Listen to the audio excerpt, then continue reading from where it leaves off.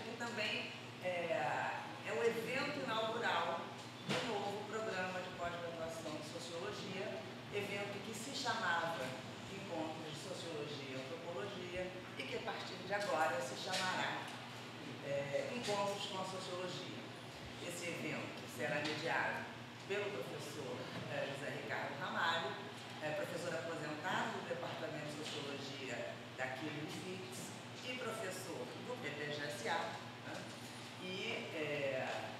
Eu sei que o nome de Gabriel Con costuma dispensar apresentações, mas só lembrando que ele é professor emérito do Departamento de Ciência Política da Universidade de São Paulo e autor de uma vasta obra, especialmente na área de teoria sociológica, dentro da qual se notabilizou, sobretudo, como um destacado intérprete da obra de Max Weber. E, por fim, na qualidade de carioca, eu também não posso deixar de lembrar que o professor Gabriel Con compôs alguns sambas antológicos em homenagem a clássicos das nossas ciências sociais. Dito isso, por favor, professor. Tá? Você vai falar de ótimo.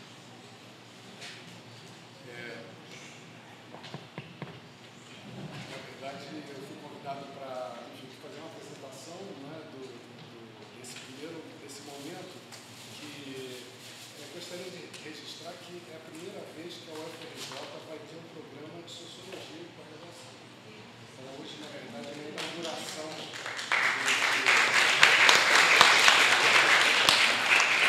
e eu queria registrar a presença da professora Alice Rangel de Padre Abreu, nossa emérita da UFRJ.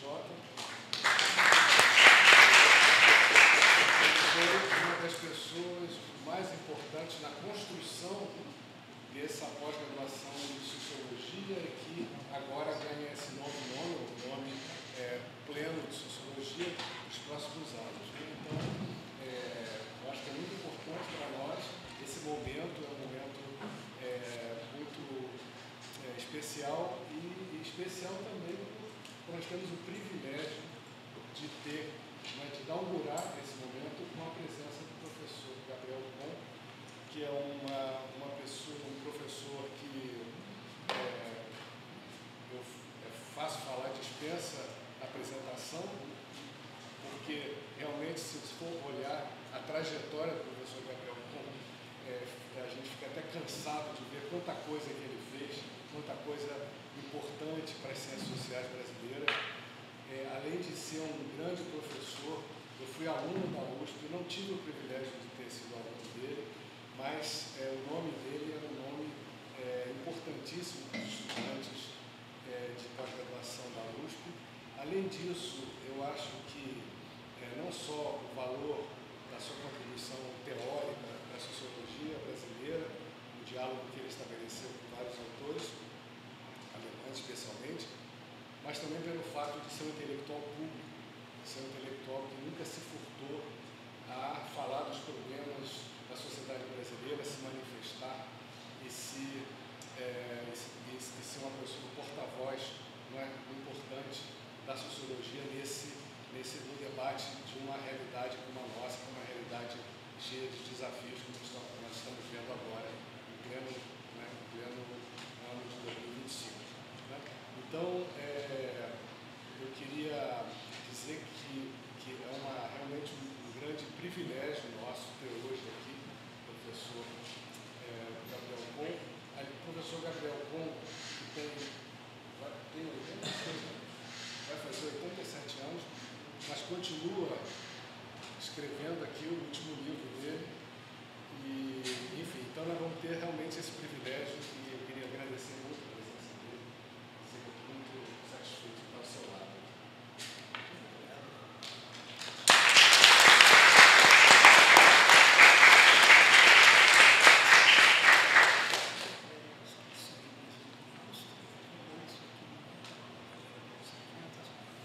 Ele acabou de me informar que vai ler o livro inteiro para nós aqui. Só que o livro dele é bem mais interessante do que o Fux falou ontem.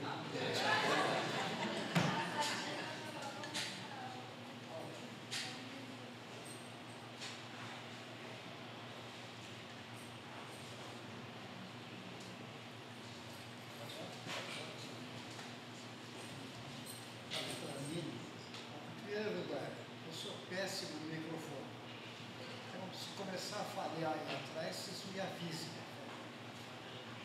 Já falhou? Olha, para mim é uma alegria, uma honra muito grande estar aqui hoje. E estar aqui na UFRJ e também estar nessa sala do grande mestre Evaristo. Se lembrar do grande mestre Evaristo. E, de passagem, aliás, gostaria de fazer uma menção ao colega da Unicamp, Sérgio Silva, que é, na verdade, muito mais do que o autor daqueles grandes sambas que quem ainda não conhece precisa conhecer. Larson, etc. Sérgio Silva é uma grande figura, merece a referência nossa. Enfim, eu me propus falar sobre civilização e loucura. Civilização é um tema que me mobiliza constantemente. Mas, há, digamos, 2 anos atrás, talvez só um, eu jamais imaginaria que iria querer falar de loucura. Infelizmente, o estado do mundo nos impele para isso. Não foi repentino tomar a decisão de enfrentar esse tema e, rapidamente, eu me dei conta, muito rapidamente, nesses últimos dias, de que, mais uma vez, eu fui vítima de uma dessas coisas de que montar no tigre é fácil. O problema é pular dele. Agora, eu estou no dorso do tigre. E tenho que admitir que o que eu vou falar hoje é uma espécie de inventário de erros e de buscas e de tateios, porque o tema que eu acabei escolhendo é muito mais pesado do que eu imaginava.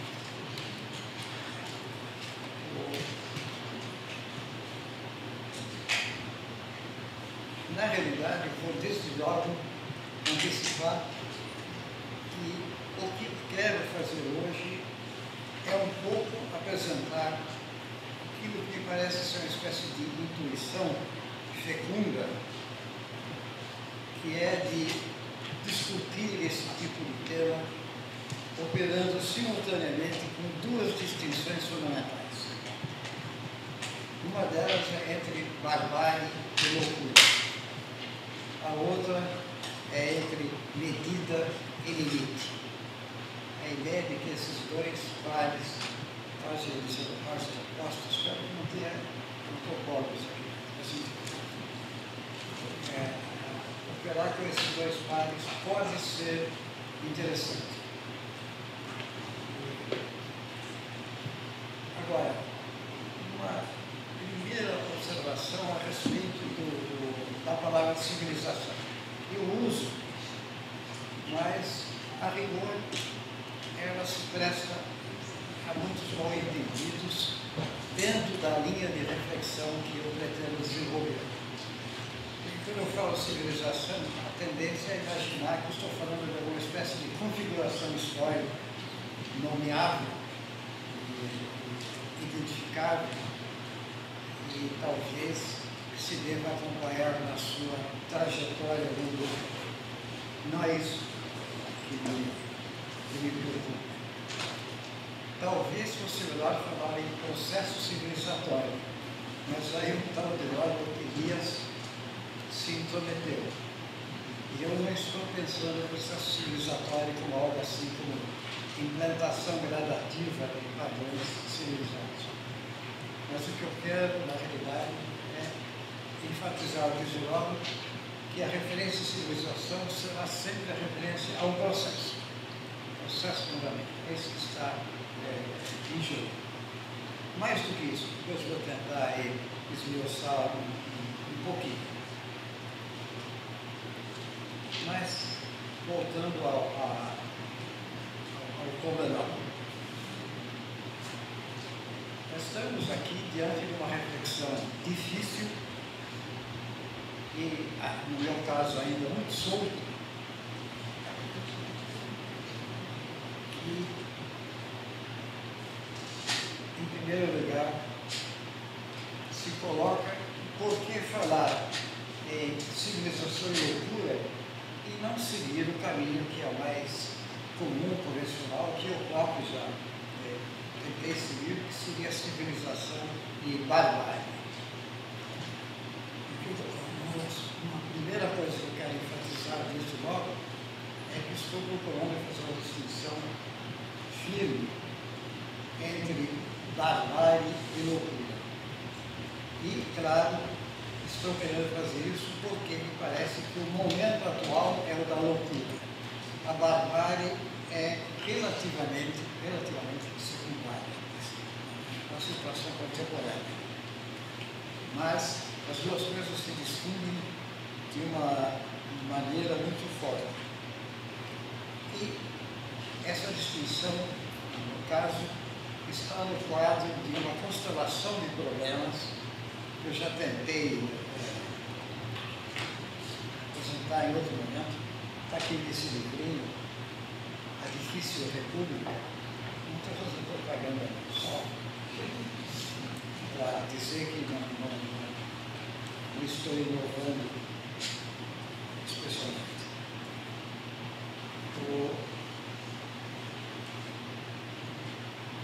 E essa constelação é formada por três referências fundamentais. Uma, democracia. A outra, desenvolvimento. E a última, civilização. Democracia, no meu caso, se aplica àquilo que é sua diretriz, o seu valor fundante, ou seja, igualdade. É isso que me preocupa quando falo de democracia. Civilização me interessa não no sentido convencional aliás, civilização, desenvolvimento, não no sentido comum ou convencional, especialmente na área econômica, variante do crescimento econômico. Não é isso que me preocupa quando falamos do desenvolvimento.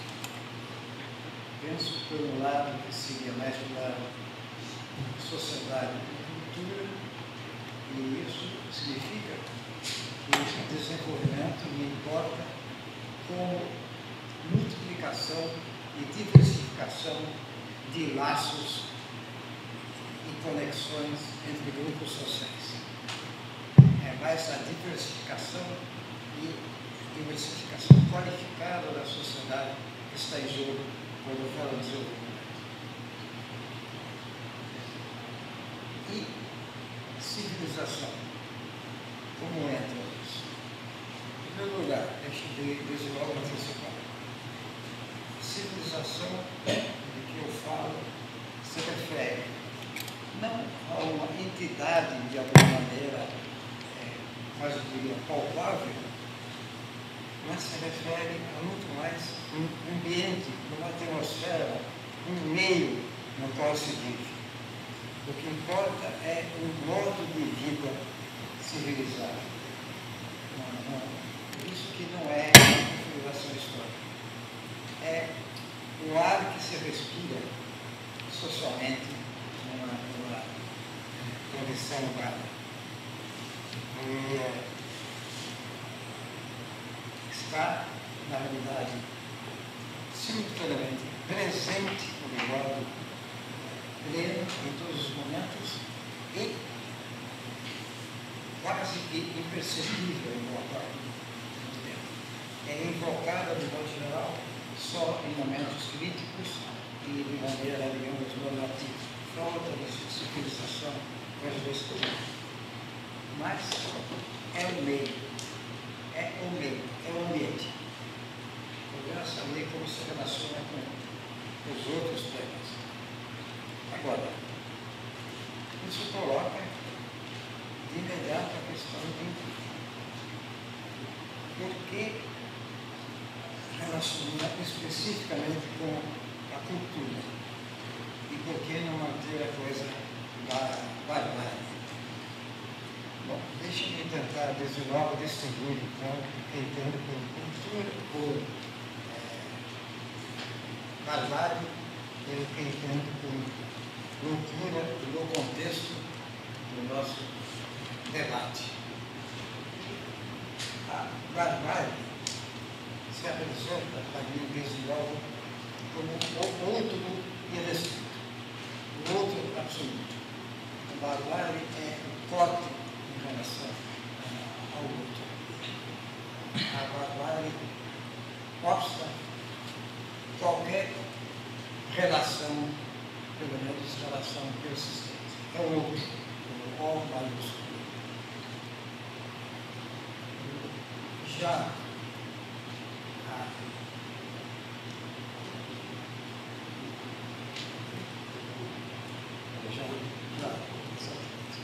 a loucura, em contraste, é o eu irrestrito. É a total referência ao ego. É o eu. Separa o resto. É um contraste fundamental esse. Ou o outro absoluto, ou o eu absoluto. Ambos bastante avessos a relações. No fundo, do que estou falando, a civilização é totalmente permeada por relações. Essas dois pontos polares aqui não são. Não é relação ao seu forte.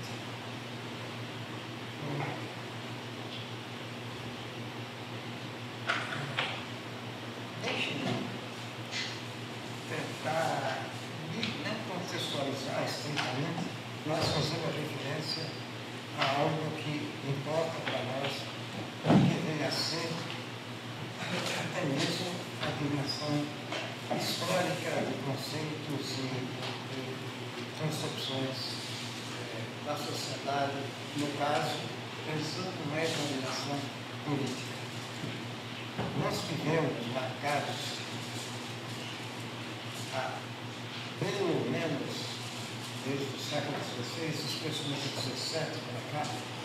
Então, especialmente XVII, porque estou pensando numa situação em que nós estamos um sistema de estados nacionais que se configurou lá na segunda metade do século XVII, o que seria a paz de Westfália, a Corte de Westfália, no final da Guerra dos 30 anos. Conjunto de estados nacionais. Então, a referência é a referência moderna, no caso, é o Estado. Mas o Estado é uma entidade perturbadoramente simples, digamos. O Estado remete, na realidade, à expressão stasis, à expressão de algo fixo, de algo que se mantém, algo que tem uma permanência. E, na realidade,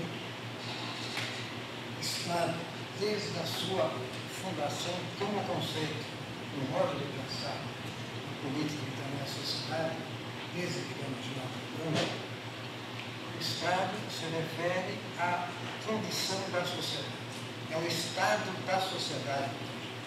Não é Estado como uma instituição, entre outras, no interior da sociedade. É aquilo que marca a condição da sociedade no imaginário. Tem a ver exatamente com o modo como se apresenta uma organização institucionalizada em caráter nacional. Isso marca o Estado como portador de uma dinâmica interna singular, porque se para fora do equilíbrio dessa sua situação em cada momento, o internamente, pela dinâmica que se vai constituir no moderno expansão do capitalismo, ele está em constante mudança. O Estado é simultaneamente situação e mudança. E alternadamente se apresenta como exibindo uma ou outra dessas duas faces.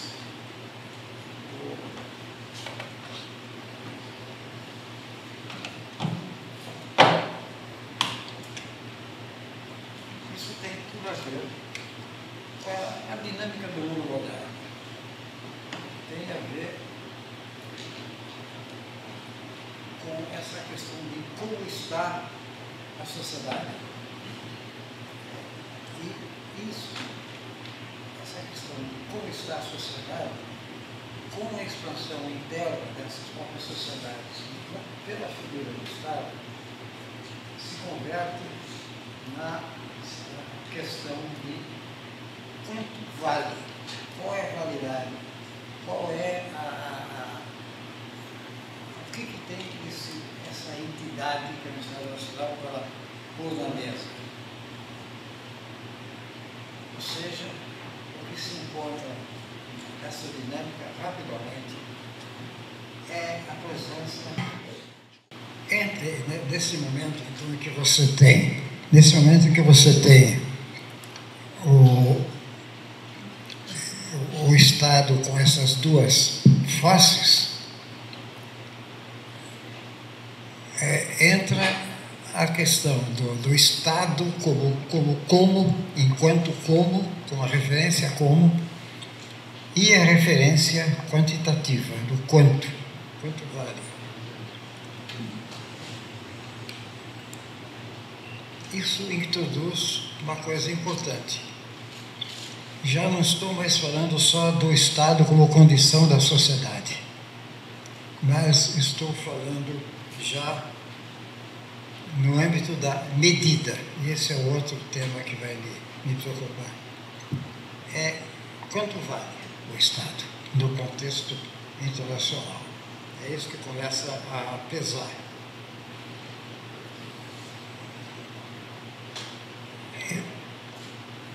É a medida e não a condição do Estado como uma forma institucionalizada de coagulação de relações entre grupos sociais que passa a me preocupar. E passa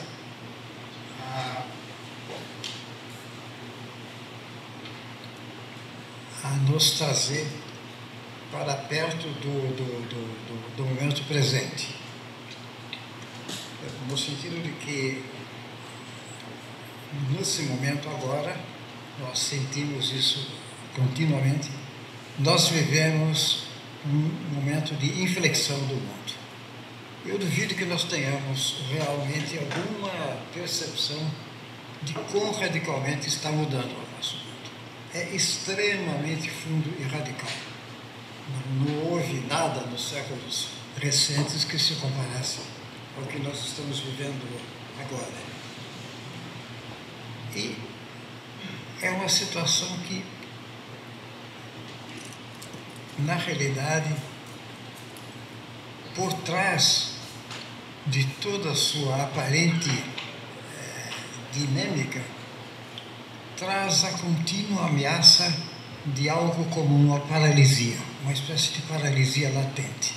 Mas essa paralisia, no caso, não é a de impossibilidade de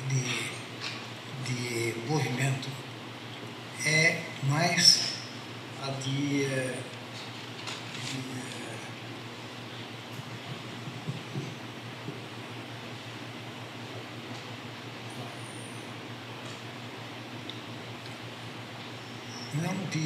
não propriamente de persistência do mesmo, mas de algo que envolve simultaneamente essa persistência de uma configuração, de um padrão dado, como se ele não se movesse, se mantivesse como tal, de modo persistente, mas isso ocorrendo no âmbito de uma aceleração crescente do seu núcleo, no caso do seu núcleo econômico. As duas coisas combinadas nos remetem a uma situação em que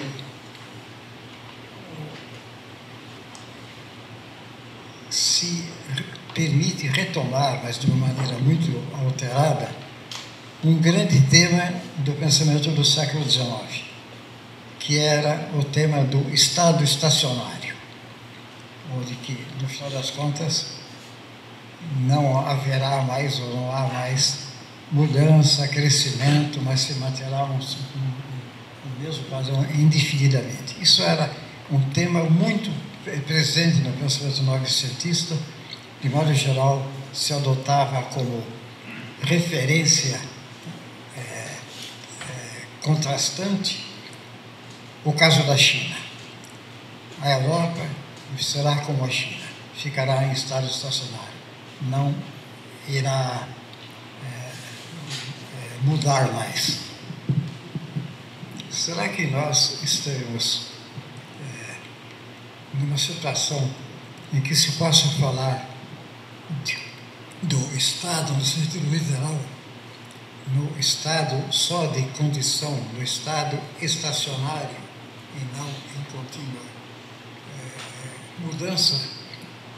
Não é tão absurdo imaginar isso se nós pensarmos o tal núcleo dinâmico ao que eu me referia, de caráter capitalista, como correspondendo ao que parece marcar a fase contemporânea e aparentemente forte no período do futuro próximo do capitalismo, que é, sim, a de uma aceleração, mas, numa certa medida, se pode dizer, uma aceleração no vazio, no sentido de que você tem, como sempre teve do capitalismo, uma valorização do valor, é por aí que se expande, mas essa valorização do valor tende a se autonomizar, tende a se afastar da sua base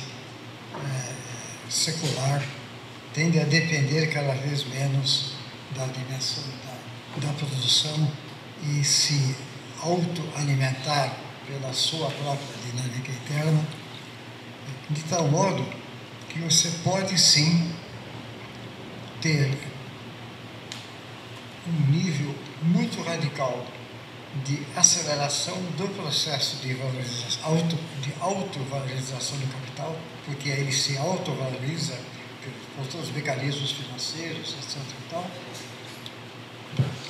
Uma aceleração enorme nesse aspecto, mas uma estasis, uma espécie de paralisia no resto. O padrão se mantém. E o padrão pode se manter de modo indefinido. Não é tanto que não haja crise, mas o que há, e aí é que está o ponto complicado dessa persistência de um padrão, desse estado que se perpetua, estado como condição que se perpetua, o que pode haver, ameaça haver, é uma espécie paradoxal de paralisia, a saber, a persistência da crise. Não há razão para se imaginar que uma crise tenha que ser terminal no sistema. Ele pode ser realimentado indefinidamente pelo sistema. E as forças econômicas e políticas contemporâneas trabalham exatamente no sentido de alimentar a persistência de uma crise que, obviamente, nos beneficia. A questão que se apresenta, é claro, para os que não estão dispostos a contribuir para isso, a colaborar nisso, é por onde enfrentar essa tendência. Sobre isso, eu gostaria de falar algumas palavrinhas mais no final. Vou tentar, pelo menos, assinalar por que dá para, apesar de tudo, falar de resistências e eventuais fontes de mudança no interior de uma configuração em que a crise é o estado normal. E esse que é o nosso problema.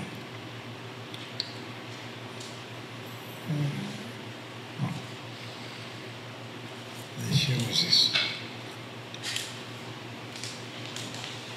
O que me vem emergindo aos poucos naquilo que vou falando? Eu falei em dois pares conceituais. Barbárie e loucura.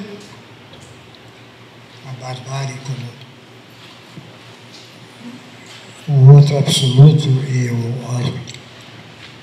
a loucura como o eu absoluto. E me resta fazer referência a outra coisa que é bem mais abstrata e fundamental, eu diria, que é medida e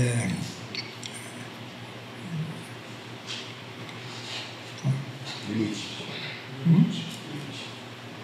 Limites. E limite. Escapou-me, veja vocês, porque com tanto esforço eu coloquei aqui no papel, agora me escapa. Medida e limite.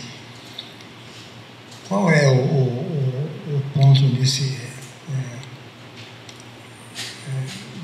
caso? No que importa essa história de limite, quer dizer, medida e limite? É porque, na perspectiva que eu estou procurando adotar, essas são as duas faces do processo civilizacional. É nisso que elas importam fundamentalmente. Uma delas, o limite, aparece aí nitidamente em termos de civilização, aparece com o signo da contenção, conter o movimento. E a medida aparece como um signo da avaliação.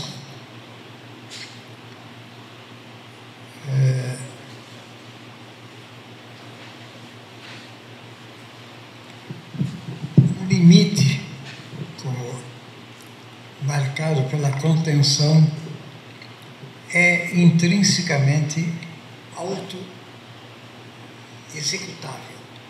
O essencial é que pode haver autolimitação. Isso é uma questão fundamental no processo de civilização. Já a medida, ela, pela própria referência, se estende indefinidamente. É uma questão simplesmente de valor quantitativo em cada momento.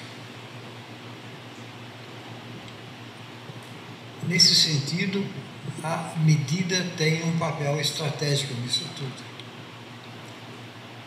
porque ela pode ir além do seu âmbito, pode perder em algum momento sua capacidade de avaliação das situações e pode, por essa via, entrar pelo âmbito da desmedida, da perda de quaisquer referências. O básico do caso é que a medida opera como tal quando mantém claras as suas referências, as relações entre elas. Quando perde essa capacidade, quando, digamos, a sua capacidade de processar informação é sobrepujada, então entra-se no âmbito da desmedida, que não é propriamente uma insânia, mas pode ser, sim, algo que se normaliza, ou seja, um quadro em que aquele instrumento básico da medida perde a sua capacidade operacional, deixa de se fazer valer e exatamente se está nessa espécie de vácuo da desmedida. Isso se refere a processos no interior da sociedade. Eu não estou falando em patologias individuais. Quer dizer, a associação entre loucura e desmedida, ela é quase intuitivamente evidente se eu estou falando das patologias individuais. Estou falando de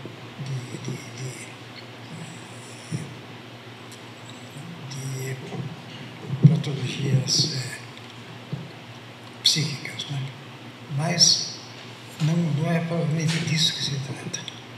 Do que se trata é que, em condições de perda da sua capacidade de qualificação, de avaliação de processos e de objetos, a medida passa também, ou fundamentalmente passa,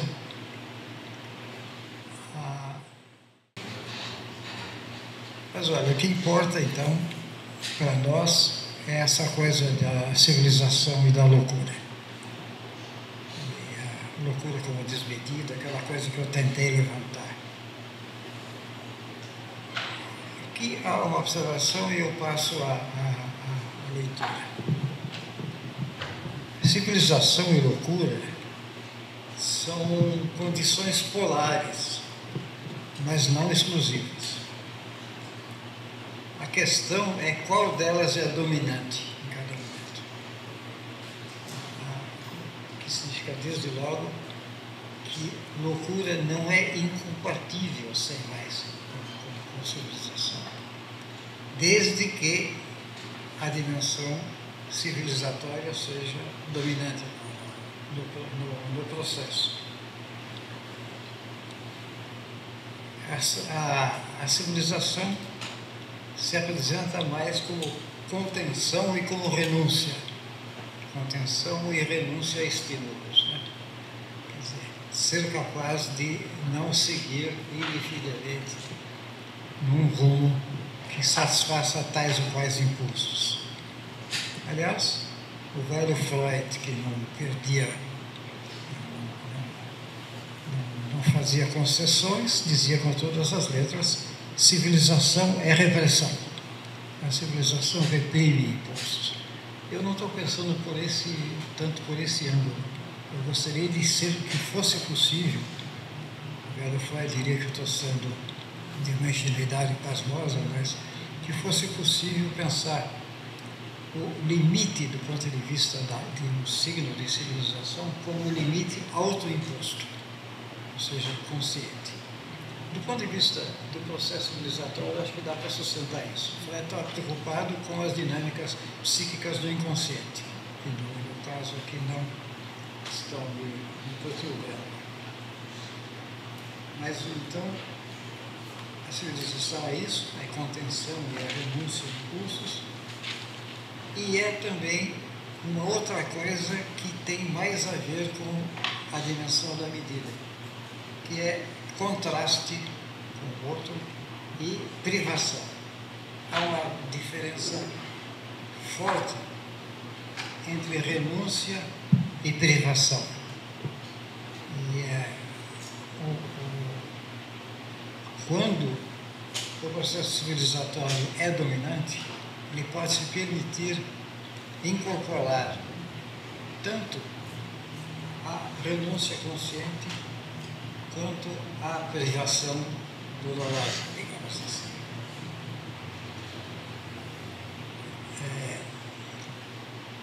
Faz isso quando consegue fazer, mantendo a sua condição de conscientemente se limitar, não passar de certos pontos que possam afetar aquilo que importa civilizadamente, que é a integridade, a dignidade do outro. Dignidade é a expressão do velho Kant, que eu, nesse caso, acho que deve mesmo ser usada. Poder fazer isso sem cair num ponto que aí sim significaria o predomínio da medida sobre o limite. A civilização, enquanto está no âmbito do limite, está em condição dominante, digamos. Quando não, começam a aparecer fenômenos como esse de recusar qualquer privação, qualquer coisa que se anteponha às suas aspirações mais diretas e partir para a onipotência. Traço fundamental e socialmente estimulado e cultivado da loucura como fenômeno social também, não puramente psíquico. A onipotência que se traduz, nós vimos isso recentemente, há poucos dias na imprensa, na expressão eu posso, tal coisa eu faço porque eu posso. Eu estou citando aí um eminente estatista ao norte que usou literalmente isso. Isso assino do predomínio total da medida sobre o limite e da onipotência como marca da loucura.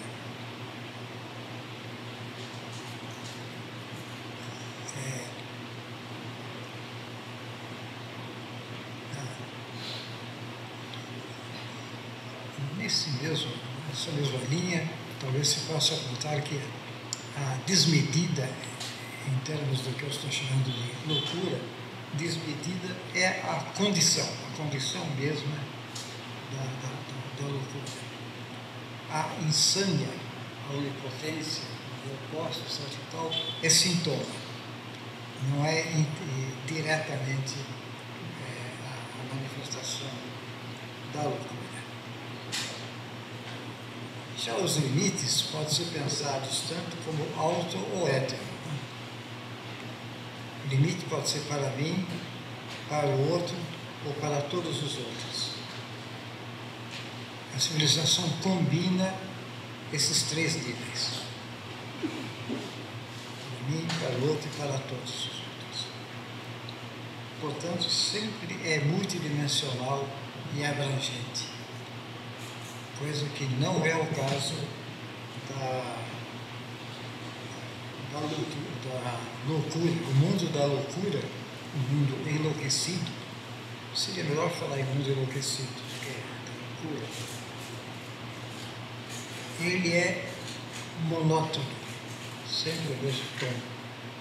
Não é multidimensional, muito menos harmônico. Não tem múltiplas linguagens. O mundo civil, e agora eu usei uma expressão que me amarra, o mundo civilizado é o mundo civil. É a expressão plena do mundo civil. Que me leva a lembrar que a minha referência à civilização, a processos civilizatórios e tal, é uma referência a isso, ao civil, é uma referência. Opa, ninguém está ouvindo muito hoje. Acho que a pessoa já desistiu. Mas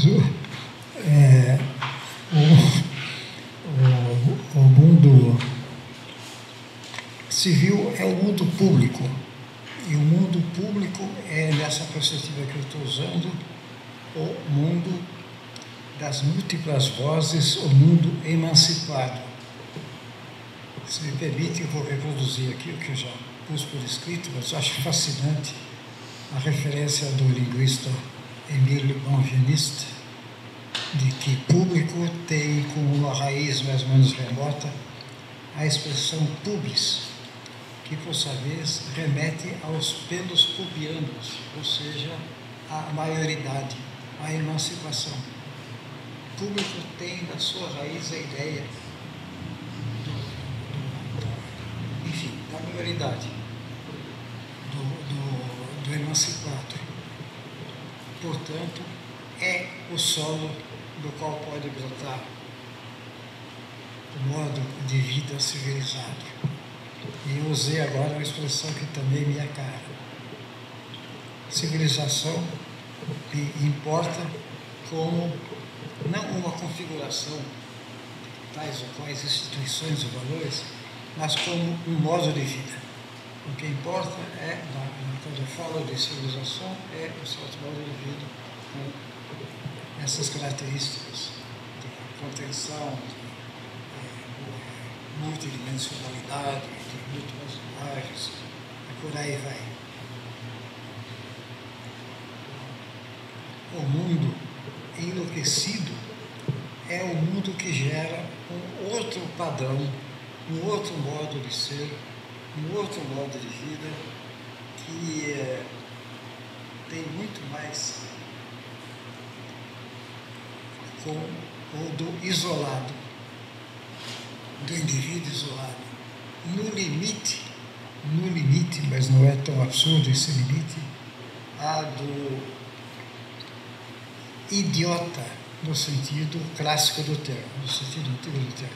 Idiota, aquele que está isolado às voltas apenas consigo próprio, que não tem relação e referência com outros, que é o contrário total do modo de ser civilizado, mas é uma possibilidade real cultivada no interior de sociedades como essa que nós vivemos. O mundo em que é possível a geração desse, entre aspas, idiota, desse idiota civil, dessa criatura que não tem vínculos, que, portanto, se contrapõe ao solidário, que é o civilizado,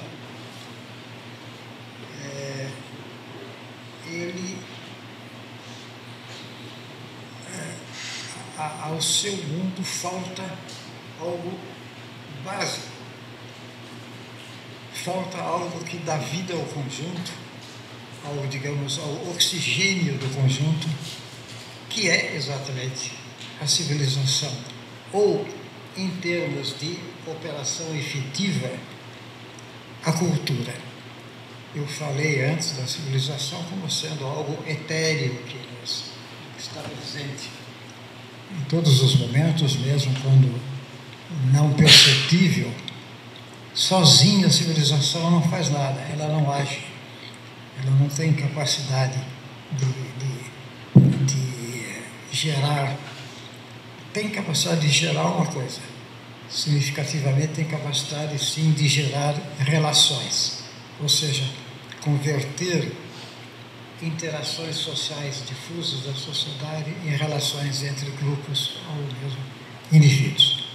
Isso pode ser atribuído à civilização, ao processo civilizacional, mas é algo que só pode ser concebido quando a dimensão operacional decisiva disso tudo está presente, que é a cultura.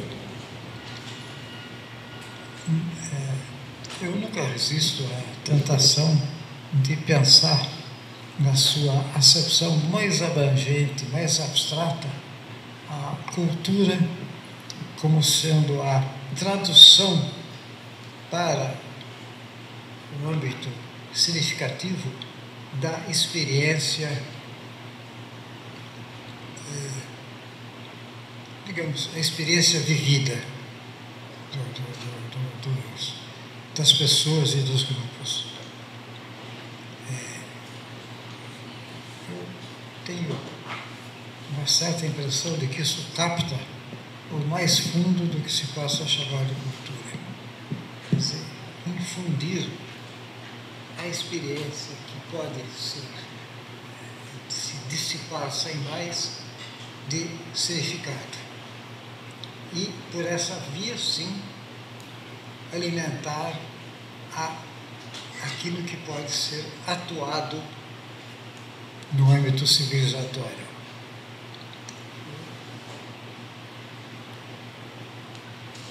Mas é o meio fundamental disso tudo, aquilo que se converte no ambiente disso tudo, é sim a civilização, o modo de vida civilizado. E aqui nós chegamos num ponto que a minha expressão "nós chegamos" sugere que eu argumentei ordenadamente para chegar aqui, mas está em alguma dessas outras páginas. Então, faz de conta que nós chegamos argumentativamente ao ponto que eu vou mencionar agora. Esse meio, esse ambiente, essa atmosfera que se respira como civilização, é a própria civilização. E é essa civilização que medeia os dois processos de que eu falei antes, a medida e o limite. Vejam bem, medeia significa, não é que seja mediação, não está em posição intermediária. Ela permite relações, ela estabelece as condições para relações. Mediar, no caso, é produzir relações que permitam atuar e, enfim, viver num âmbito que é marcado pela medida e pelo limite. Isso há um contraste envolvido nisso, né? A barbárie não gera relações.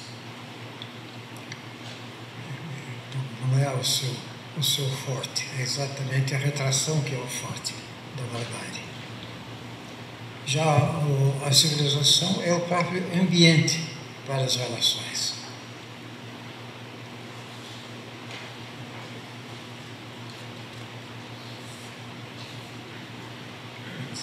Eu escrevi aqui a civilização como tonalidade, como tonalidade de vida.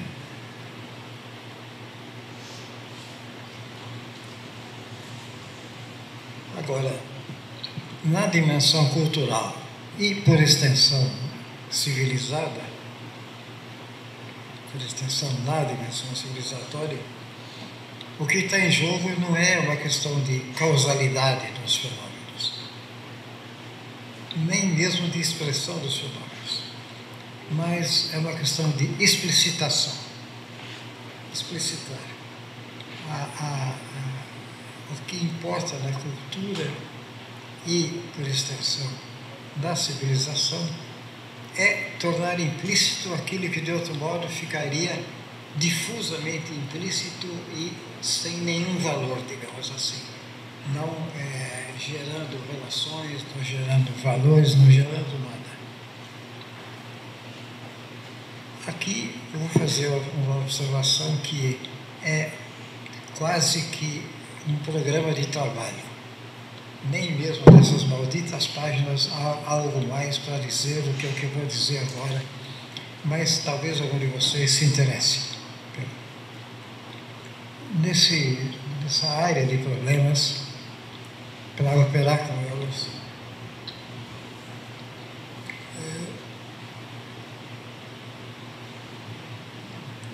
dois processos são fundamentais e teriam que ser trazidos ao debate e trabalhados. Um é a explicitação daquilo que, de outro modo, fica só implícito, digamos assim, solto. A explicitação é um dos pontos, um dos processos que importam no caso. E o outro, a explicitação, no caso, é tornar nítidos os vínculos, as relações entre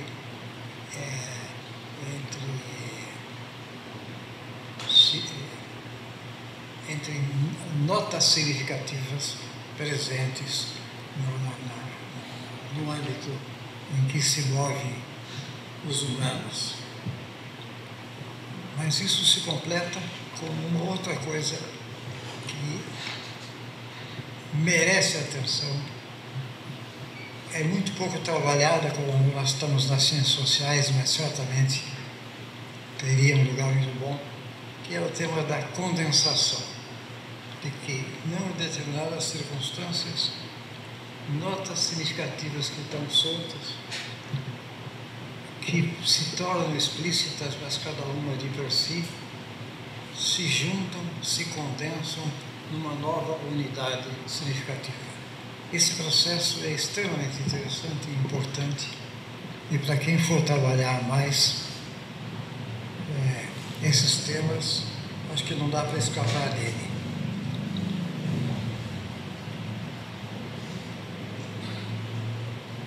Quando o movimento civilizatório cessa de mediar o limite e a medida, veja bem, isso daqui é importante. O movimento civilizatório, ele é uma mediação de limite e medida. Tem que estar presente. Do contrário, uma delas se torna unicamente presente e é desastroso. Porque ou você tem a contenção sem mais, ou você tem no limite a desmedida solta também. Então tem que, sem o movimento civilizatório, não se pode evitar a crise. A crise como corte, como ruptura de qualquer capacidade relacional da vida social, como ruptura dos laços que dão consistência ao conjunto social. Crise está sendo pensada aqui exatamente como ruptura.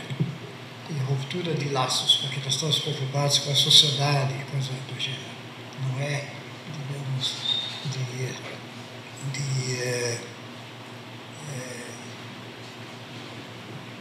combinação de estoques e fluxos, como seria na economia, mas é ruptura de laços, é isso que tem.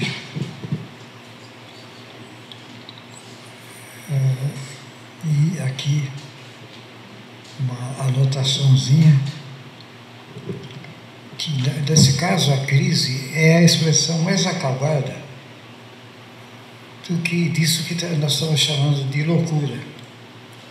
A crise é a loucura em ação, é a loucura em movimento, e que pode persistir. Eu mencionei antes que, dadas certas circunstâncias, que de maneira muito remota e extremamente, portanto, abstrata, eu antes tentei atribuir ao movimento atual, ao momento atual do capitalismo tardio, do modo da autovalorização do valor, da autonomia que o valor, na sua autovalorização, vai ganhando, em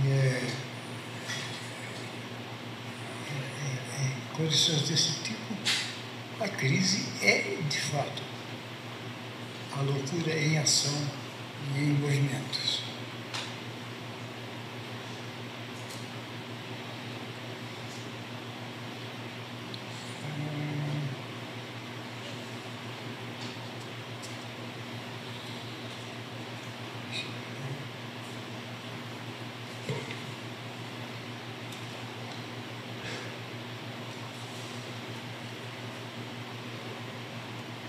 Vou fazer uma vaga referência a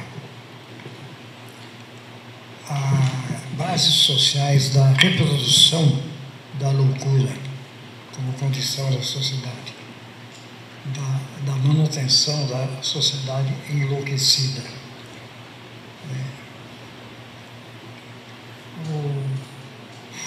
O faço porque, pelo menos, me permite lembrar que tudo o que estou falando ganha sentido se eu estiver atento a uma questão básica, que é a de como se reproduz o estado de coisas da sociedade. Como é que ele persiste? Em nome do que pode persistir? E eu estava pensando, no caso, no que se poderia chamar de enfraquecimento do ego nas chamadas redes digitais, ou a multiplicação do que eu chamei aqui de efeito Warhol, efeito pelo qual cada um tem como possibilidade 15 minutos de fama, qualquer um tem isso por causa da generalização e da neutralização da própria iminência da figura individual, por isso 15 minutos, vai cortando, né? E esse efetivo enfraquecimento do ego com o chamado da sua eventual eminência, ainda que muito limitada no tempo, tem uma contrapartida, abre espaço para algo que não é nem um pouco desprezível, que seria uma personalização maníaca, a ênfase maníaca em tais e quais figuras nomeáveis, e por aí vai. O que, na verdade, acaba significando que a loucura, o modo de vida enlouquecido, obsta a conversão do indivíduo em cidadão, ao exatamente prendê-la em seu ego privado, que mesmo quando aparentemente se torna público, nos famosos 15 minutos de fama, continua para ele sendo simplesmente a sua presença, não uma relação ampliada com a dimensão pública, com a dimensão civil, portanto, da vida. Não tem nada de emancipado, né? O que significa que nós ficamos com uma alternativa, e essa alternativa, pela formulação dela, trai a minha inspiração não surpreendente, pelo que eu tenho chance de escrever, a inspiração na obra do Adorno, o velho Adorno, que você fica numa dinâmica que envolve uma espécie de circularidade entre a indiferença fria e a focalização maníaca. Ou você é indiferente, ou você focaliza de uma maneira que não desgruda, é maníaca. As duas coisas combinadas são muito pouco tranquilizadoras. E, no entanto, estão aí à nossa volta, à nossa volta. Se eu pensar só nesses termos, então eu vejo a civilização mal parada, né?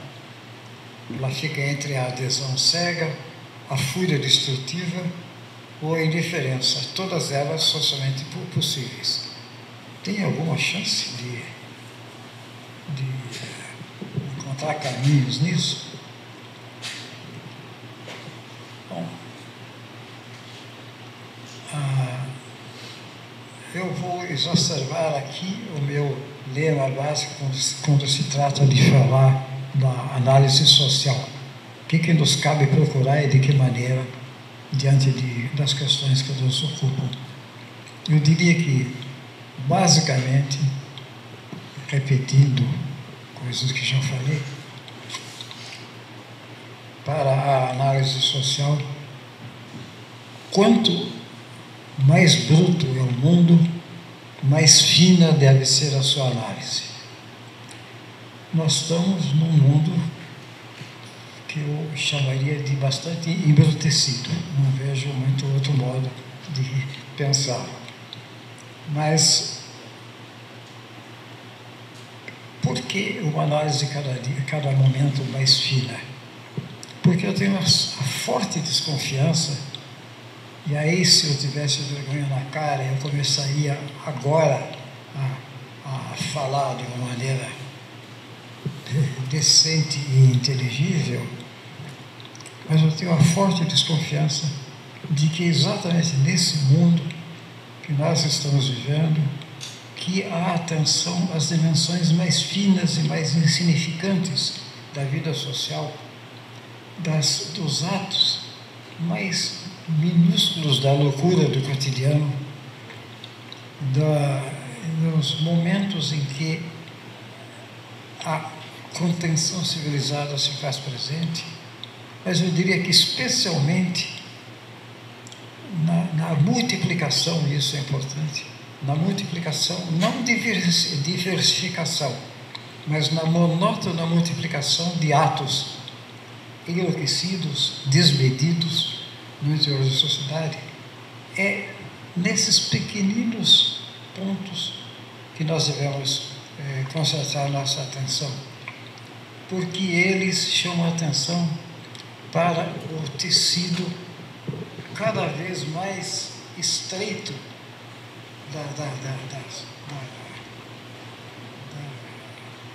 da rede de relações que se vai construindo na sociedade,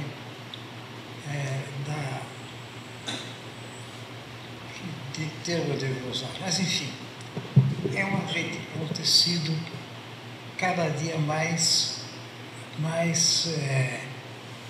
armado, digamos. E qual é o problema que se apresenta aí? É que à medida que se vai tornando mais armado, com mais fios, por mais finos que eles sejam,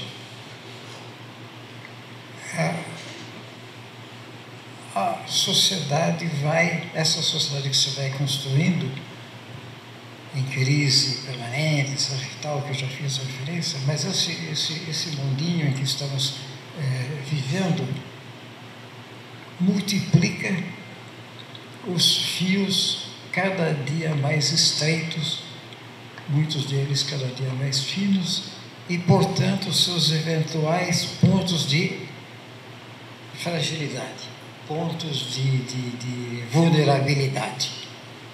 A análise fina é uma análise que procura minuciosamente, lá nos pequenos pontos, encontrar a eventual vulnerabilidade de um processo global inaceitável.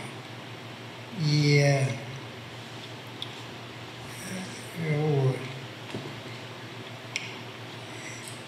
alguns gestos gerados por essa busca de vulnerabilidade podem realmente se revelar decisivos.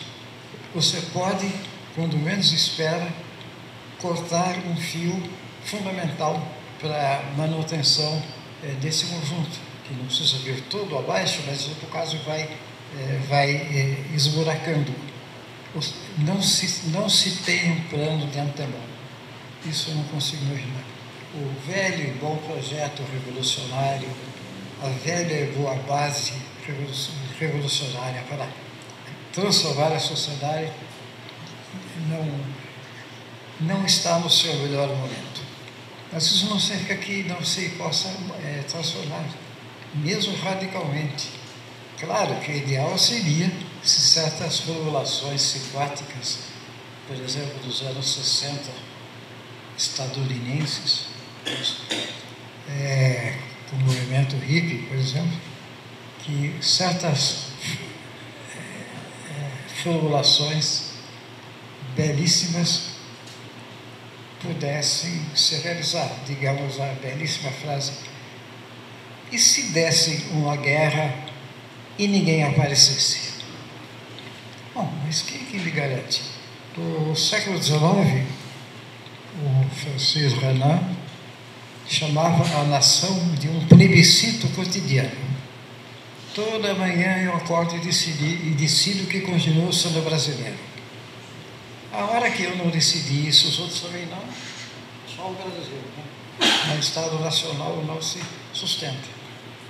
Então, é esse plebiscito que eventualmente possa vir a ser contestado, mas de modos inesperados. Não há por que se fixar num modo só, e não há também por que perder o alento, porque você não sabe se não vai acertar, já que você não está agindo de maneira insana, você está olhando os pontos eventualmente vulneráveis, né? E não está sozinho. Por isso que civilizado é tão importante. Manter relações, abertura para o outro, e por aí vai. O meu palpite é que esse negócio não é mera fabulação.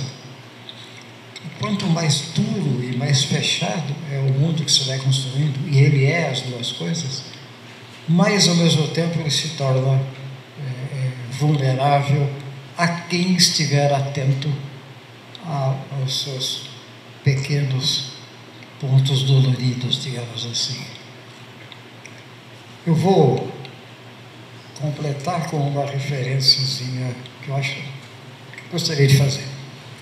Eu estava às voltas com essas preocupações, justo agora, nesses dias, e aí eu vou um pouco que acompanhar um evento cultural e político importante dessa cidade, que é a chamada Parada 7.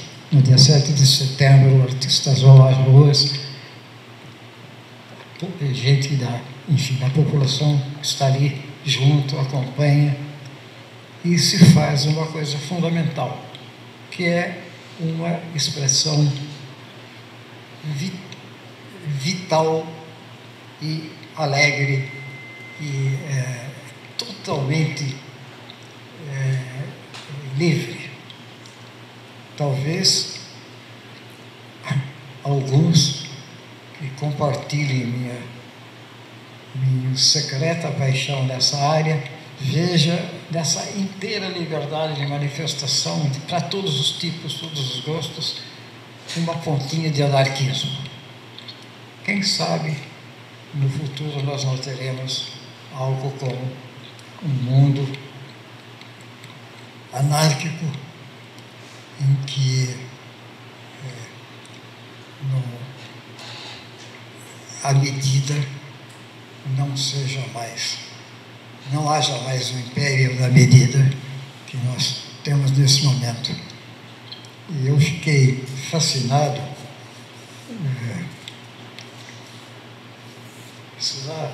Será esse recado que eu vou encontrar a página aqui? Acho que jamais encontrarei, né? É a última. Consegui, rapaz. Caramba. Finalmente.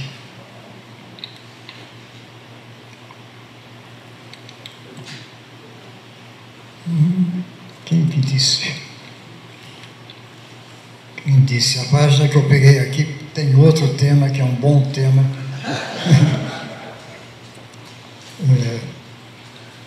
Você pensa a civilização como uma área de racionalidade e o que eu estou chamando de loucura como uma desmedida irracional. Não é o caso. Não há nenhuma incompatibilidade maior entre loucura, no sentido que eu estou usando, dessa desmedida, e racionalidade. A loucura pode ser muito racional. E ela é mobilizada de maneira totalmente racional, inclusive quando se tenta, digamos,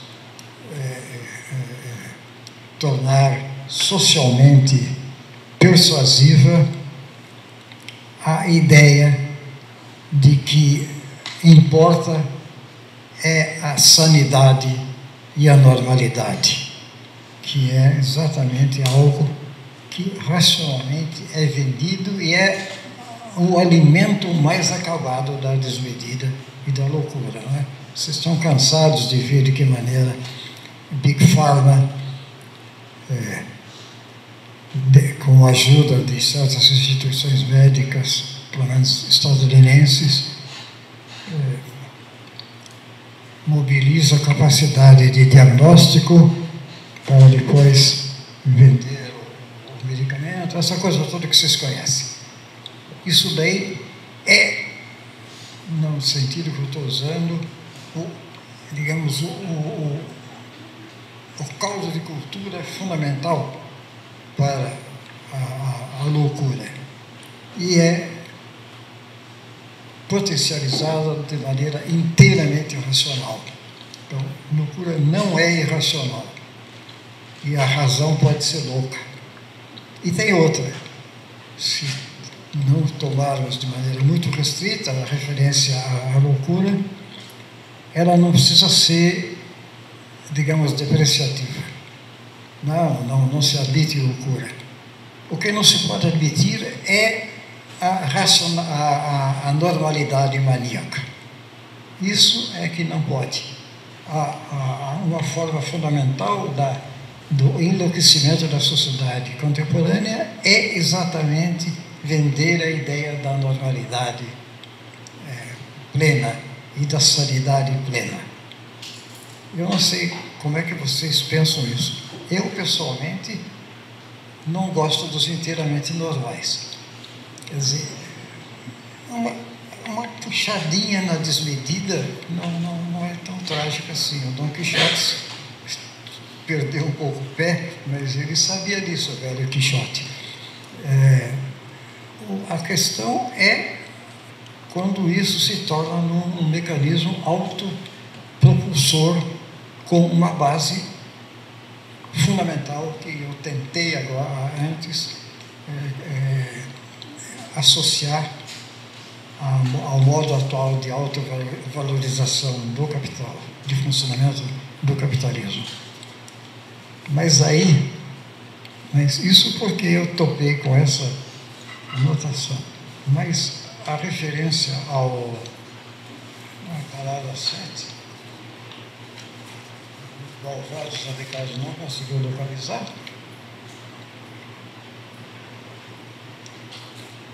Sérgio, o Petit ajuda aqui, hein? Como é que é o lema mesmo, hein? É a arte de se aproximar do outro. Hein? Do encontro com o outro. A arte do encontro com o outro. O lema da parada 7. Isso é quase a síntese da civilização. Isso é quase a síntese. Da mesma maneira como a questão de loucura, de medida e limite, está muito presente naquela bela bandeira que se apresentava naquele momento, que era a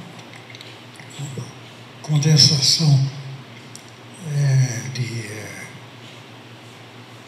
dois poemas que associava amor e humor. A associação entre amor e humor é quase novamente uma síntese de civilização.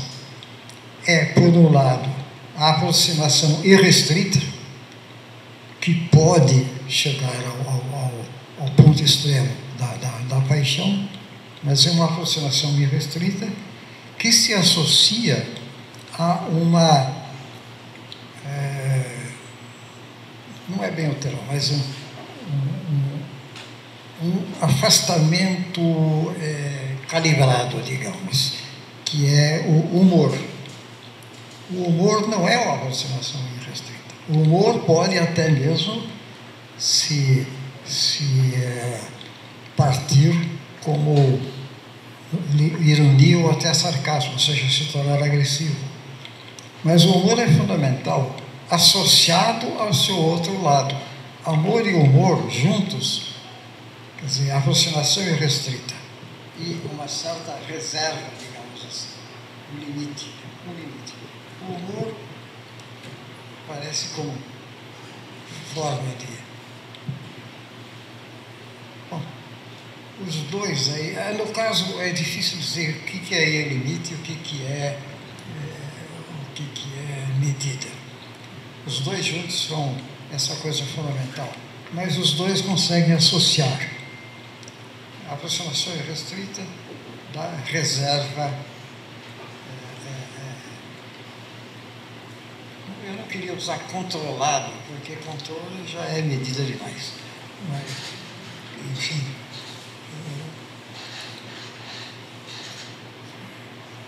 Como é que pode ser?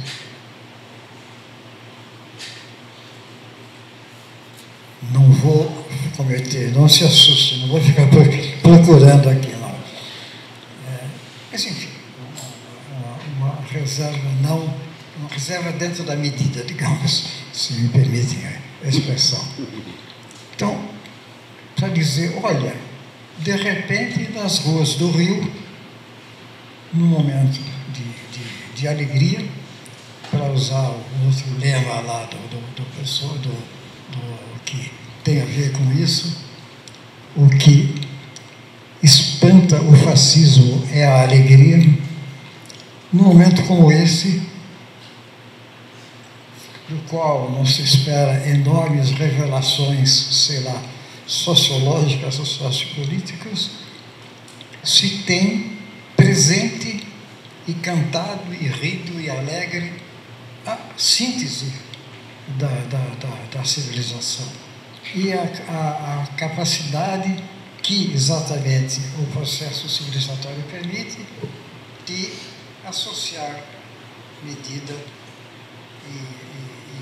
e limite. De repente, estava lá. Vai haver muita coisa desse tipo pela frente. E cada parada 7 é uma pinicada em alguns fios da trama. De repente, nunca se sabe. Portanto, que viva a civilização. Muito obrigado pela imensa e generosa e carinhosa paciência que vocês tiveram com meu branco total aqui. E foi uma alegria muito grande estar com vocês. E espero que nos reencontremos. Se bem que vocês já estão vacinados, né? Mas é isso.